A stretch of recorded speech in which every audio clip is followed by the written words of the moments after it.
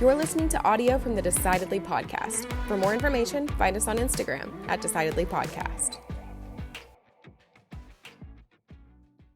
I'm recording this right now past dinner time in my office alone without Sean because I forgot to record it when he was in the office earlier when we were recording this episode with our guest. And the reason that I'm a little frustrated and slow is because it's late at night and I've got to get up super early tomorrow to get the whole family to the airport and go to Canada, where we're meeting my sister and her family in the middle of their 2-month-long road trip to Alaska. So she and her husband and her son are in their truck, campers pulled behind them, and they're headed to Alaska. They're taking their time. It takes about 7 days of straight driving to get there, but they're going to make it last about 2 months because they're moving to Anchorage. They used to live in Anchorage. They're moving there again. And I think what they're doing is so incredible because they don't have all the questions answered. They don't exactly know. They don't know where they're going to live. I mean, if they don't find a house between now and the end of the summer, they'll, I guess, live in their camper for a while. They don't know exactly what life's going to look like there. I mean, they've lived there before, but they don't know what this season of life's going to look like. They're going to start a law practice, but they don't exactly know all the questions and how that's going to work because neither of them have owned a business before. And so what some other people might be tempted to do is delay the decision until they've outlined every single possible scenario, not move until they've removed all uncertainty from their future. And I'm very proud of them for not doing that. And they're moving forward, not necessarily knowing how their business is going to look, where they're going to live, or how it's all going to work out, but they're going to figure it out. And the reason they're able to do that is because they know why they're doing it. They know why they're starting a law practice. My sister is very passionate about criminal defense. They know why they're moving to Alaska because it allows them the lifestyle that's important to them as a married couple and to them for their son, to raise a family. They want to be able to be outdoors. They want to be able to be active. And they want to be in nature. That's why they're doing it. So if you know why, then the what and the how will come. If you know why you're doing something, you don't need to know what and how right off the bat. And so they'll figure it out. And I think it's really fun to watch somebody else be adventurous because it's, they're taking all the risk and I just get to be along for the ride and enjoy the stories. Our guest today is someone I know who agrees with that sentiment. Abigail Doust is a certified life coach. She got her career started in ministry. She is a former theater kid who got her master's degree in theater and applied those learnings after a stint in pastoral care and ministry to helping business owners and entrepreneurs improve their life and improve their communication. So she's here today to teach us a little bit about asking better questions, a little bit about listening, a little bit about understanding the uniqueness of the person on the other side of the table. I think you're going to learn a lot. I think you'll enjoy our conversation. I'm Sanger Smith. My dad, Sean Smith's with me. And this is Decidedly.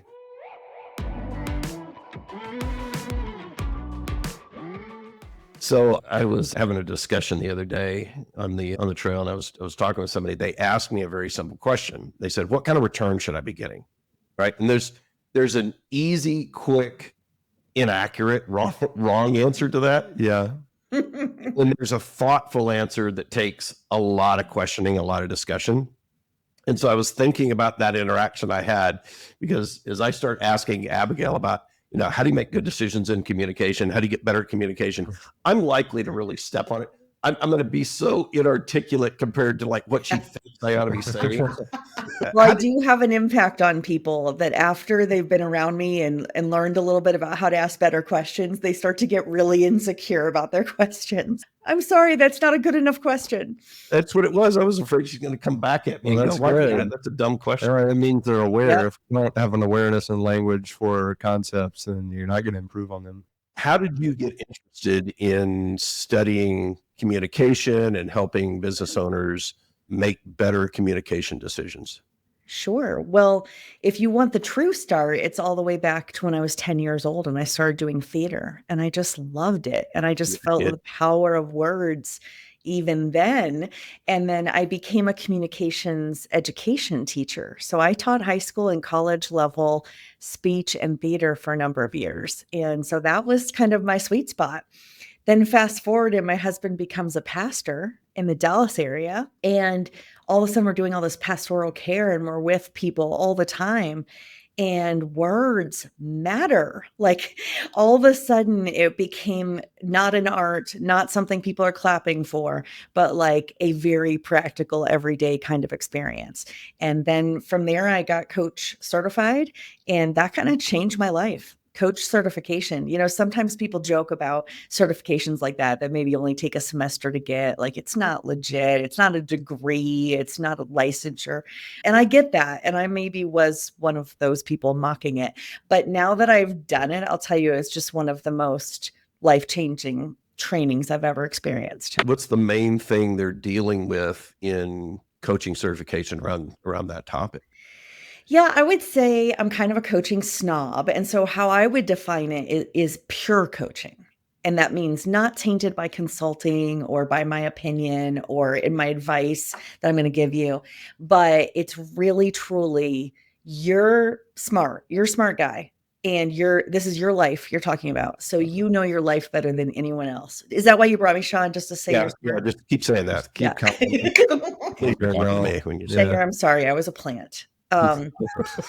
No, but when you bring that full dignity and respect to the conversation, like if this was easy, you would have done it by now. So it's okay. Let's unpack it. Let's hear, what do you want it to look like and what's getting in the way? It's not unlike some of the plateau jumping principles. People need someone to help them figure out what they want. They don't even know what they want. So they don't know how to get there. They don't even know where they're getting. And that's where coaching is so critical, because we're all walking around busy and we don't know. We don't have time for awareness. Yeah, that's a great point. A lot of people's initial questions are framed in a how. How do I do this? And that's almost never the right first question. I Yeah. love hearing you say that. Yeah, if Yeah. you don't know where you're going, well, the how is irrelevant. There's a million different hows to get you a million different places. So you got to know where you want to go. And even where you want to go is not the appropriate starting point. Decidedly, we talk through our clients making 5 key decisions. First, decide who you are. Second, where you are. Third, where you're going. And then fourth is how you get there. So there's a Yeah. lot of work to get to the point that you thought was the starting point. And then fifth For is sure. decide who matters. But a lot of our time is spent like back up. Let's back up. Yeah. And then we can make a good choice. Sanger, don't you think a lot of businesses have made a lot of money cutting to the chase of how do you do this? And so Yeah. we've kind of like feeding people fast food. Like we've Yeah. taught them wrongly, because we're like, we can solve your problem for you. But we didn't even take the time to identify what the real problem was or what you want. Yeah, you solved something. You sure did. You sure did. Might be coming back again in 6 months. Yeah. I'm interested that you say that your work in theater improved your communication ability, because that's not something I've heard other people say, but it's something that I felt for a long time. When early in my career, I would coach advisors on improving their communication. They would ask me like, man, how do you get good at this? How do you get good at telling stories? How do you get good at like the word choice? And I was like, I mean, watch like stand-up comedy, read poetry. You're not trying to be funny, you're not trying to be a poet, but if you're consuming that art and you begin to have more of an awareness of the patterns and how people who are really good at that do it, you're going to pick up on some skills. And theater is not something that I had an interest in as an art form, but I imagine it's the same type of thing. It is. I love hearing you say that. I think the rhythm and the persuasion of poetry and of literature and of theater is a great clue into humankind. Like that, does art invent life or does life, imitate our imitate life? It's a yes and so we can catch a lot of cues from looking at that kind of thing. But I think for me, when you memorize, I actually ended up getting my master's in directing, and so I spent a lot of time directing and producing. But as an actor or as a director who's breaking down what is important to me about this story, the words and the way it's crafted are just so incredibly powerful. I geek out about it. I really do. I tear it apart and circle words, and I create big pause points where there would be power in a pause. And I don't think I came in today to talk about this realizing even how much my theater impacted me until you guys asked. Yeah, and memorizing art, Mhm. like memorizing a monologue from your favorite play or memorizing a poem. Like I love to memorize poems because it gives you a relationship with those words. It was deeper than simply reading it or listening to it a few times. Oh, you memorize it and you're reciting it to yourself. You're spending some time, you're meditating upon it in a way that gives you an understanding that you didn't simply by consuming. And so now That's right. when you go to create, you have a little bit more of that. You have a deeper level of understanding than if you were only consuming the art. Yes. Yes. Probably similar to those of us who create elevator pitches or when we have a repeated speech that we might give or a pitch that we might give, we get very specific about crafting it and we make those connection points, maybe emotional connection, maybe it's persuasive point, or maybe it's some humor. Those kinds of things really resonate. I think we're all doing it to a certain level of consciousness. Yeah, I think one of the things that people struggle with, and I've coached a lot of people who've come into the business, and we've spent a lot of time on certain, call them scripts. So this is how we want you to approach this topic. Say these words this way because we know it works. There's a Right. reason the words are in that order, and those words are in that order. And almost universally, we'll get pushback. People are like, I I don't don't want want to run the to sound script. scripted, or my are Yeah. different, Yep. or My words are I better. can read it and I can do it live. I just can't do it in front of you. And there's a thousand. Uh-huh. What do you think is at the root cause of that? Almost, and correct me if I'm wrong, saying almost universal resistance to just dig into a communication that's already been designed efficiently and to try and not do it that way. Well, we're rebellious people, Sean. We are rebellious people. But I think that we're also creators.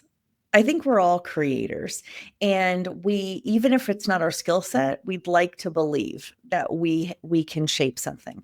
But it really is much harder for someone to memorize someone else's thing than to build something that makes sense to them. So I would say, I know I'm not a sales background. My husband's in sales right now. I could send you to him, but I would argue for a little bit of room to let them make it their own. But I would also help educate on why this is powerful. This is effective. I think sometimes we just kind of be like, just listen to me. Just shut up and listen to me. I know what I'm talking about. But instead, if you say, this has been worked over time and these key things, and then say what they are. Like, don't talk to people like they're stupid. They would like to know maybe a little bit about why it works, but then give them the freedom and the permission of where they could be sticky. And I always encourage people to speak off of a bullet point instead of a script. I would just drive myself crazy to tell people you have to say all of it like this. I think there's always permission to memorize it and learn it like that, but I don't know. I think people just need a little bit of ownership. They need a little bit of give me a little control. It probably comes back to control. Give me a little control. And some of us are creators. Yeah, something occurred to me the other day as I was talking with one of our new team members at Decidedly about this topic. It said, you're learning how to do an art, right? That's what communicating is. So you're learning how to do an art. And right now, you've never held a paintbrush, or at least you've never done oil painting. Right? So we Right. learn the rules of oil painting first. Yeah. And if you you've seen artists who right out of the gate in their career pretend to be, Basquiat or something, and it's horrible. Yeah. They have bad art because whether it's Picasso or, Montserrat or Basquiat or any like new abstract, out of the box, break the rules artist, they knew the rules before they started breaking them. And so if you don't learn the rules, you Yes. aren't breaking the rules. You're free form, which is why there's so much in this, like in the avant-garde space in poetry, for example. Sure. Slam poetry gets like a really bad rap because there's a lot of poets who never wrote a haiku and they go write this like pseudo prose performance piece that is not appealing to people. Well, they're not breaking the rules. They're existing without any structure, and so they have no freedom within that space. You actually have so much freedom within the structure. And so if you learn a script first, yeah, maybe once you do that and you're doing it in your sleep, then you can start to break the script. Well, you could give them the vision for that, right? Could you say, like, once you've had 10 appointments with this, or once you've had 3 months of using this, I'd like to hear your feedback. I'd like to hear what you would change about it. I don't know if that dangling that carrot would help anyone. Yeah, I haven't done that specifically, but like I would be totally open to it. We have a rule here, like with interns, that you're not allowed to give feedback until your last day as a summer intern. All the way to the last day. I'm getting really That's harsh. and it's like the thing is they actually have really good ideas. They do have really good ideas, but week one they have zero good ideas. Yeah. And so if they give me all their bad ideas week 1, week 2, week 3, and I tell them that, why those things don't work, then once they finally have a good idea in week 10, they don't want to share it with me. So I say, you're not allowed to give me any ideas until you've earned the right to give an idea. It's like the guy that came into our office a few years ago Yes. and alphabetized the file drawers.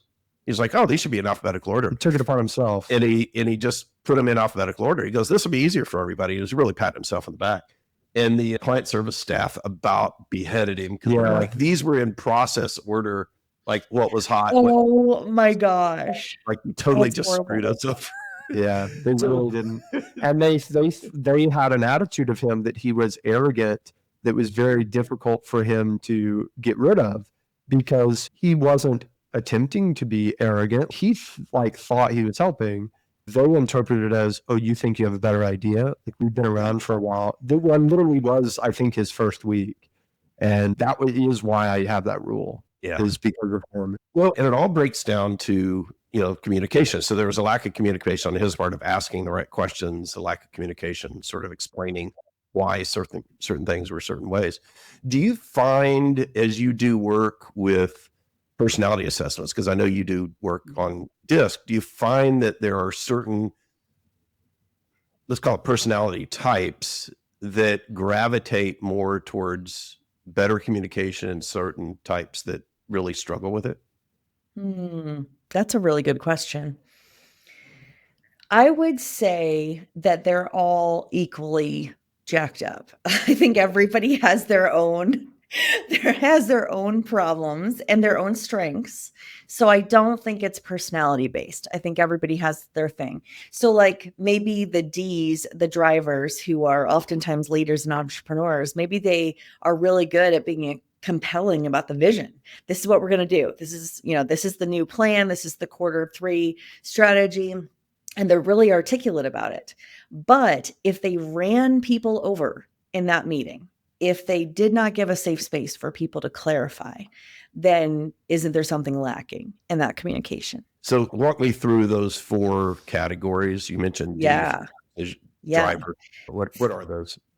The first, I'm going to say the 2 axes. Actually, the top 2 are active. And so you could ask yourself, you can self-assess yourself right now with this little thing that I'm going to do right now. Do you, when you walk into a room of people you just kind of know a little bit, are you actively engaged in the room or are you reserved?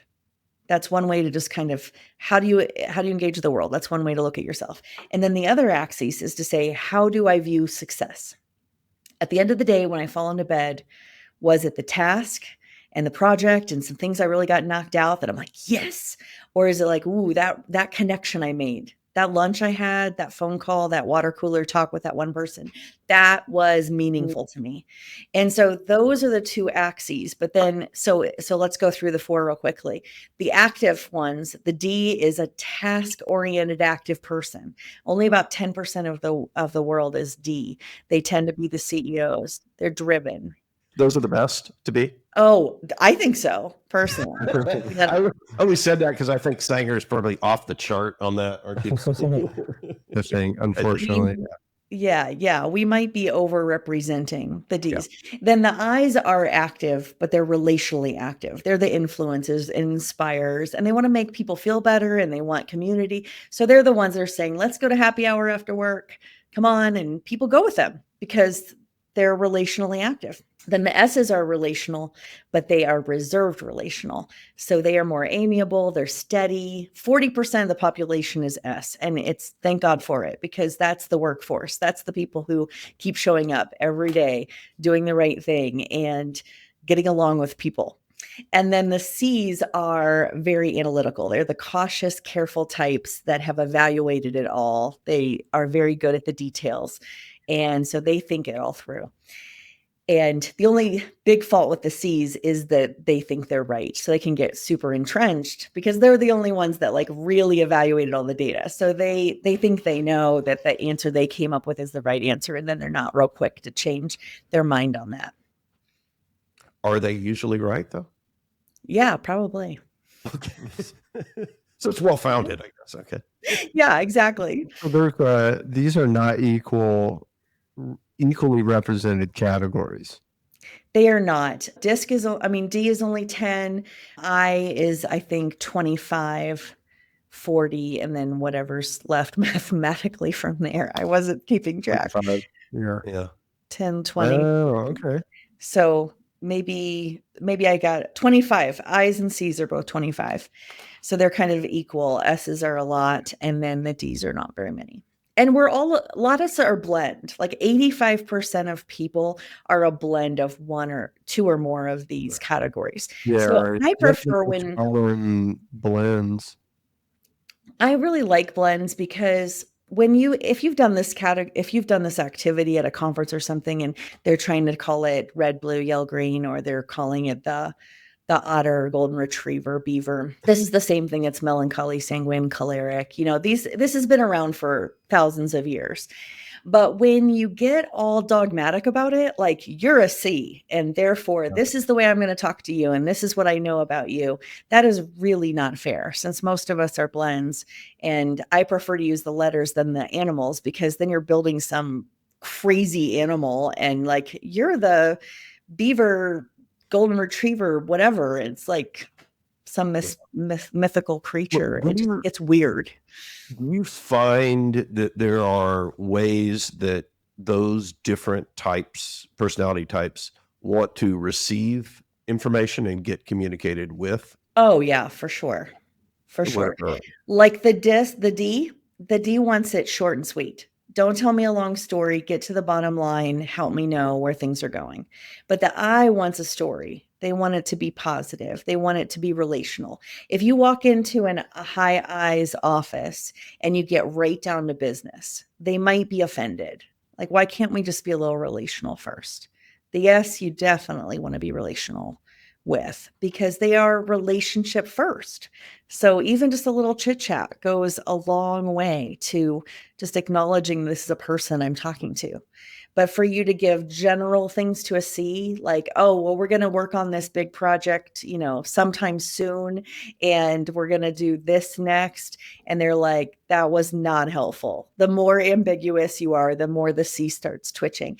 So to be loving, you be more concrete with the C's. And to be loving, you are a little more brief and to the point with the D's. Do you find that if there are partnerships or, let's say, romantic relationships, that if people are too different, for example, we always hear the opposites attract, but if we have opposite communication styles, in other words, if I tend to always sort of be brief and get to the bottom line. If I'm a D and my wife is an I, then I'm going to tend to irritate her and vice versa. Right. Yeah. So She actually called me bridge, about this. This is an intervention today. Melissa says, no, I'm just kidding. Go ahead. right. I'm making that up. Everything's fine. But Yeah. hypothetically, how do you bridge those inherent differences in how somebody wants to receive information and how they'll tend to give information if we're sort of coming from different lenses on that? Yeah, this is one of my favorite things. I absolutely love being building bridges so that people can understand. And some of it is that language where we're just unpacking. Did you know that this is how I'm wired? Did you know that that drives me crazy? Do you know that I love it when you blah, blah, blah? Helping business partners, romantic partners, teammates understand each other and have the emotional intelligence to adapt is one of my favorite things. If there were just a couple things you could grow in, and I'm talking about you, meaning all the listeners, if you could grow in your emotional intelligence and your ability to respond effectively to the people you're connecting with, it would just be such a beautiful growth area, beautiful change. It would change the world. So you mentioned plateau jumping earlier, so I'll reference it in that book. I put in 2 questions when you're trying to, build relationship with somebody. In those 2 questions, so I want to tell you the 2 questions, but I want you to critique. Like, tell me, like, hey, those are the top 2, or no, you missed one. There's 3 and 4, or no, those should not even be in the ballpark. So here we go. One is tell me more, right? So just soliciting more information and listening to how they're presenting that information. Are they being brief? Are they being detailed? Are they talking about people? They talk about things. They talk about goals. They talk about feelings. What is it? And just tell me more and listen. The second is, what would you like to see happen? And getting to how are they defining success in what they're wanting? So many times I will tend to assume what I think somebody wants. Like, oh, what they want, they come in and like, oh, what they want is a raise. And so I'm talking raises, but no, what they really wanted was more time off, or what they wanted was more prestige and recognition. And so I think I've learned to ask that question, what do you want to see happen? And listen to that. So those were the 2 that I thought were the most powerful for me. But all right, so now blast them apart and tell me what you think. Actually, as fun as it would be to blast you, I think those 2 are fantastic. I really do. I have been telling people to use Tell Me More for the last 15 years. It is hands down a piece of gold right there. And I especially tell people to use Tell Me More when you disagree. When you walk into my office and say, I want to do blah, blah, blah, and I inherently do not like this idea already, instead of admitting to you that I don't like it already, or no, that'll never work, I'm just going to say, tell me more about how you got there, or tell me more about what that would mean to you to do right now. And I force myself to hear more. And in this exercise, in this way that I've grown that muscle, I cannot even tell you how many times that I actually really did like the thing that they were saying. I just didn't fully get it. What their words meant to me translated to something different. Like I just had very natural, reactive obstacles based on the words they were using and what that meant to me. Maybe they used a word like soon, and I thought that would mean this week or this month. Or maybe they said it would be big, and I interpreted that to be something that's going to take a ton of my time. So tell me more. And it's also saved my marriage, because my husband thinks very differently than me. And he could be like, hey, I've got an idea. We should go for a hike tomorrow. And if I just stopped right there and said, that is a crazy ass idea, no, thank you, that it like makes him deflate, right? But if I say, tell me more about that, he might say, well, remember that pie shop that you've really been talking about lately? We could stop and go there. And then, like, I'm not even making this up. This is real. Like this is what happens. And so I've gotten the reward. Of keeping my mouth shut and being like, tell me more about that. Because he actually is very smart. He has good ideas. He just doesn't say it. He doesn't unfold it the way I would say it. I would just walk in and be like, hey, you know that place you've been wanting to go? We could go for a hike near that too and make a day of it. I would just say it differently, but he doesn't talk like that. So my way around it is tell me more. That's funny. Yeah, a lot of times there's certain concepts that people assume we all agree on, and I find that we rarely ever agree on. The example that I use a lot with my clients is freedom. Some of my clients will say, well, I really care about freedom. And I say, when you say that, I need to know what you mean. Like, well, what do you mean? Freedom, it's freedom. I said, Right? okay, look at our political landscape, for example. We have two political parties. They both say they care about freedom, and they find themselves on the opposite end of every issue, and the differentiator is freedom. Right. So you can be, pro gun control because you care about the freedom of regular citizens walking down the street. You could be anti-gun control because you care about the freedom of the citizens to own guns. Well, freedom means something different in both of those cases, in both of those applications. Yeah, totally. I'm so glad to hear you say that, because I think that is probably the biggest problem with our human interactions right now is we think we know what someone else is saying and we don't. And tell me more would go a long way. Do you find that there are certain phrases or words that you can coach people to introduce into their language that tend to be fairly helpful? For the magic, I guess I'm looking for the magic bullet. Maybe there isn't one, but Yeah, yeah. Well, there's probably not a magic bullet, but I can tell you over the years of experience, I think people, you know how we stereotype in in counseling, you learn that whole active listening thing. What I hear you saying is you feel dismissed when and we get all cheesy about it. We mock it. We see it mocked on sitcoms and stuff, but really the reflective listening, like saying back some of what you hear, not parroting them per se, but just, okay, so what I hear you saying is you're really fed up with all that. Like it's not working for you. The process is broken and it's starting to impact your daily life, right? Is that what you're saying? That reflective listening is significant because when someone feels valued and validated, it actually builds bonds of trust. So you are more connected. This is a good thing that you are on the same page. You're on the same team, that sort of thing. Someone knows you're there for them. So that's one. And the other one is just how you ask questions. I am a huge believer in starting your questions with what or how. So if I could leave you with one little morsel today, I think if you were to just take what, for example, if you said, for the next week, I'm going to try not to ask closed questions, but instead ask what. If you can get the what to come out of your mouth, the rest of the question actually falls in line. Mm.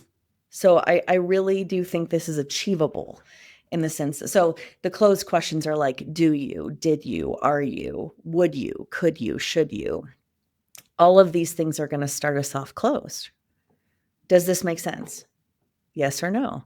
But what about this makes sense to you? What about this feels like something we should do soon? That's a whole different thing, right? Yeah, that's an entirely different framing.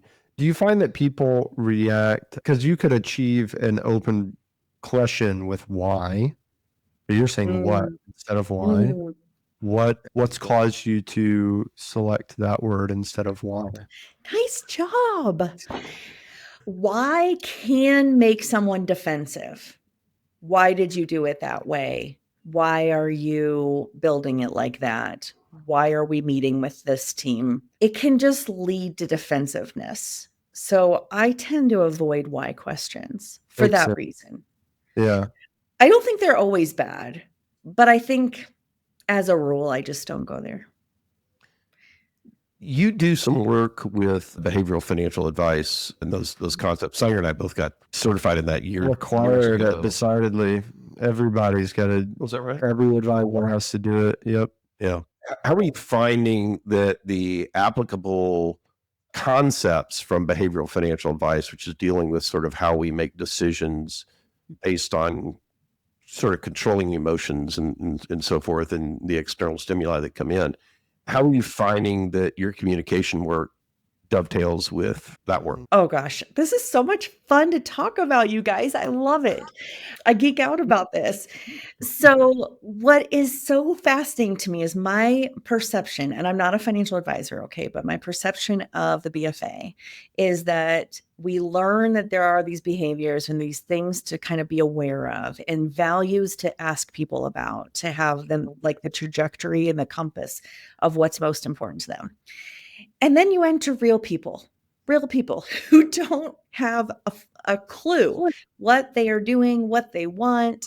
They're running around in a fog. And I know this sounds deplorable, but after a lot of years in pastoral ministry, I just know that people are lost and confused and broken. And so I think what's hard for us specifically in the advisor world is you have limited time with somebody, but you have this really large goal of helping them unpack who they are, some habits they've had forever, what's most important to them, how you're going to make some changes. It's just a really big ask. And so what I have specialized in is helping people get effective and efficient tools in their communication so that you can get to the heart of helping someone, helping them evoke their own awareness on what they want, how they should go about getting it, so that they will leave your office feeling motivated, intrinsically motivated to do the next thing they need to do. And it's complicated. I think human behavior is complicated. Well, yeah, I mean, I think that's key. When you look at the intrinsic motivation, I think the studies show that that is more powerful and long lasting than external motivations in terms of For sure. creating movement, striving towards activities and things like that. So finding what that is, I think a lot of people struggle with finding what their true motivation is without coaching. I mean, it takes a super self-aware person to know what they're intrinsically motivated by in a vacuum without those questions to elicit what that really is. How do you go through that process of finding what that internal motivation or intrinsic motivation really truly is? Yeah, it's complicated. Some good baklava, lots of layers, but I think it's a patience and persistence toward like looking under this rock and let's look at this. And if a person, a business owner is really ready to grow and they want to figure it out, I think it's just asking those key questions. For me, I use a coaching model that starts with here's where we are now. Where are you now? Where do you want to be? And then what are some of the things involved with heading down that path and doing those things that you want? And then finally, what's going to get in the way? What are some of those obstacles? So, and then we repeat that every time we meet. So every time we meet, it's like, okay, what progress have you made? Where are you now? What about where we're going is still super important? And then what are some of the steps that are next? I think there are also these other factors like accountability and having someone cheering you on who's believing in you. You have the regular commitment of just like showing up for yourself. Some of those other factors are at play too. I guess the challenge is for most business owners it's that B question, where do you want to be? Right? Yeah. Because a lot of times, particularly if you're talking, we were talking about DISC earlier, if you're talking with somebody who's a C, they're going to give you a numeric answer. We want to be at 3.5 million in sales by the end of the year, or we want to have this much in revenue by 10 years out, whatever it is, right? They're gonna default to that, which is an intrinsic motivation on its face. And I guess what I'm asking is, how are you digging to reveal what is it about these numeric answers that some people are likely to give you that were the intrinsic motivation? Yes. So when you asked the second question, when you said, what would you like? Well, how did you word it? What would you like it to look like? What would you like to see happen? Yeah. What would you like to see happen? I love that question. I think it almost always is going to need a follow-up. And that would be pressing in. The words I use would be pressing in to, and what would that mean to you? What would that do for your life? So it's like, what do you want? But then I think one level beyond that is, and what would that do for you? Because there's the thing that I want, like I want my business to grow and I want these things at Equipping for Impact. But what that would mean for me is purpose.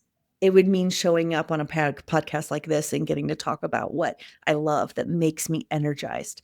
It would help me be walking out my purpose. That's what I really want, right? And so when I identified that, that's like the peak of the mountain. It's even a little bit beyond what would you like to see happen, because it's like the why. Why would that matter? Yeah, Sanger does a really good job of taking those second, third level, fourth level questions and engaging with somebody. So if you ask that first question, which is, what would you like to see happen? I'd like to have $1 million in the bank by the end of the year. Okay. What's important about having $1 million in the bank? Yes. Yes. What's important about? Love it. The first answer they give you, Never the real it's one. never the real answer. It's usually a bullshit answer, Yep. right? Yeah. Well, I'd have $1 million. I'd have 2 commas on my checking account. I'd be, whatever it is. It's always a deflection until you ask with all seriousness.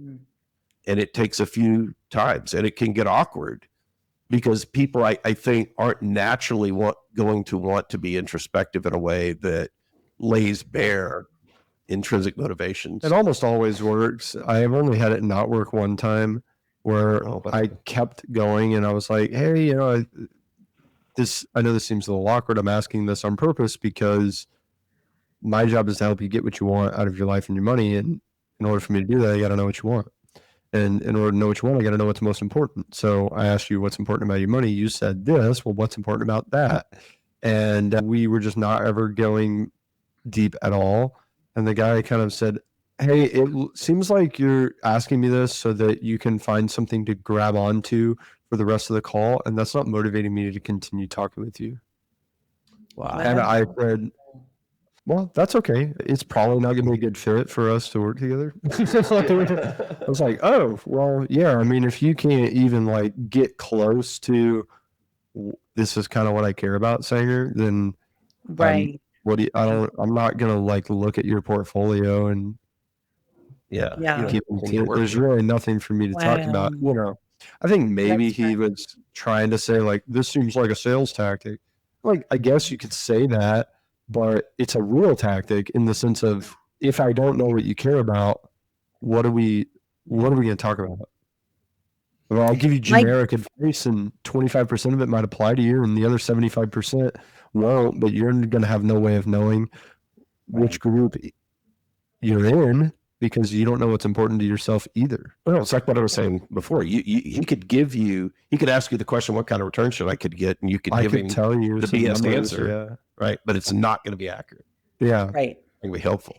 My take on that, Sanger, is that my guess is that that's a vulnerable place. I wonder if he wasn't good at being vulnerable. But what is your take? What is your take, Sanger, on like, how is that working for you to press in and do the second and third and fourth layer? This guy's the outlier, right? So how is it helping? In my world, the more willing someone is to go down that road with me, the more likely we are to be able to provide them with value. Like, not only are they more likely to hire us, but they're more likely to be satisfied with the work that we ultimately do for them.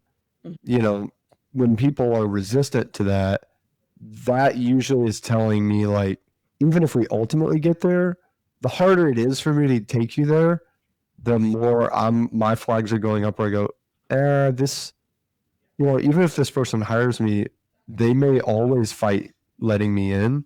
And that may be because that's how they are with everyone. That may be because that's how they are with themselves. It may be because that's just how they are with me. They don't want to trust me.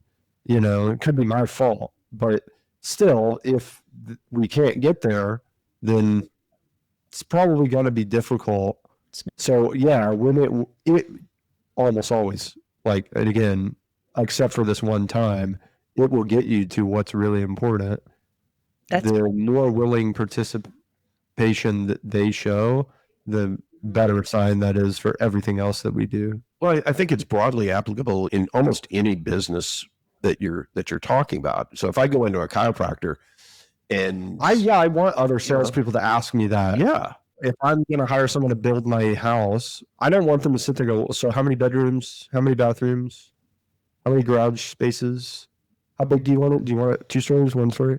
How about we start with, I don't even know whether I want hardwood floor or tile. I have no idea. I don't sit around thinking about houses all day. So if you just take orders from me, I don't even know if I'm going to order the right house. But if you sit there and go, okay, well, what's important about building this house? Eventually, I'm going to uncover it. Like, I don't even necessarily know until you ask me. But eventually, I'm going to come up with something. And then now we know a lot of these other answers about whether we care about the tile or whether the garage is a non-negotiable, because it's not just yes. tile. And even if we don't know more of those specific answers, we feel heard and we get sticky. I don't know if you guys ever read Advice That Sticks by Maura Summers, but I love that concept of being sticky with people. And if you asked me, if you were the construction guy who was going to design or build me a house, and you said, what are you hoping will happen here? Or what are you hoping, what are you asking for? What would you like to see happen here? It would make me feel so more connected to them to share that with them. If they heard me, if they valued what I said, and they were like, oh, and maybe they even remember my kids' names, and when they stop by next time, they're like, this is where your mom's building blah, blah, blah, because this is what matters to her. That would really make me feel seen and heard. And that's referable. That's when I tell everybody else, like, this person cared about me. I have a question about trust. How do you guys build trust in conversation? Are you aware that I say is, hey, I'm really trustworthy. You should trust me. I don't know. I'm a trust fund, baby. You can trust me. Yeah, I can't Hey, imagine you should trust why. me. I heard Yeah, somebody how's say that working for you? There's Dr. Phil, guys how's that working for you? Yeah, there's a guy in my office a long time ago who was doing that. He's like, oh, I'm an honest guy, so I'm going to straight shoot. And our manager said, honest guys never say that. Yeah. They never have to say that. Right. I would say the answer to how to build trust is asking those questions. And so I'm kind of listening more than I'm talking in the early part of that engagement, asking the questions that we just went through about, what would you like to see happen? What's important about that to you? And sort of really digging deep, but then circling back to say, when we get to a point where it begins to, we're sort of treading water, where, the wheels are kind of stuck there spinning, you can tell that we're circling to the most important thing. And then just say, it sounds like X is important, or it sounds like freedom is important, well, whatever it is. Is there anything more important to you than that? And sometimes they'll keep going. Sometimes they won't. Her communication strategy I will use is if I say, what's important about having $1 million in your bank account to you, and they say freedom, I can just say freedom, and I'll just write it down and just shut up. And a lot of times they'll go off, and that whatever they say at the end of that tirade becomes the most important thing. And so it's a lot of listening, a lot of asking that question. I think when I got into the business, I was really taught to talk a lot. There were a lot of presentations, this is how you're going to tell them how you work, tell them the benefits and, those types of things. And I found that most of that was garbage. When I first started in this career, this is 35 years ago, we had whole classes on answering objections. So if they say that, yes, so if they say there's sort of these universal objections of, I don't have enough money, I don't have enough time, I don't have enough interest in this, and they would follow these 3 categories. And there were about a dozen objections or retorts that you could give to each one of these 3 objections, these categories of objections. And so we had to learn all these. And even then, 35 years ago, I learned them, but I found that they worked, but they did not stick. In other words, I can logic box somebody into agreeing to something, right, by having a snappy retort and an objection, but I can't make them stick with it. right? And so somebody said one time that a good salesman can make a shark eat salad, but a great salesman can make the shark like it, right?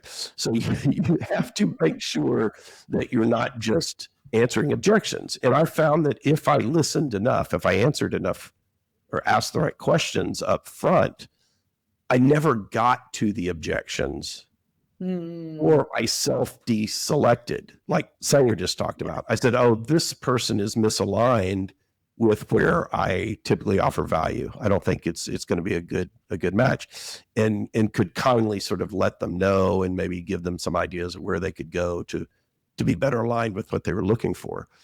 So I found if I listen, I almost never got to those objections that I had to use. Nice. I would agree. Asking good questions, being curious. A lot of times my employees are like, well, so what question do you ask? What do you, and it's like, there's a lot of tips that someone who studies this more like you could say. A lot of it boils down to, were you actually being curious? If you're actually curious, like, you're gonna ask good questions. Right. And so there's a little bit of paradox there. Like, how do I listen better? And I think being yourself, one of our core values is have the freedom to be yourself. So I don't want people to be like me. I don't want the people that I hire to be like me. I want them to be like themselves. And sometimes they do things very different than me. Sometimes their sense of humor is very different than mine. I don't think they're funny. Sometimes they, what they want to dress in a sales meeting is different than me. Whatever. Like they have a different style.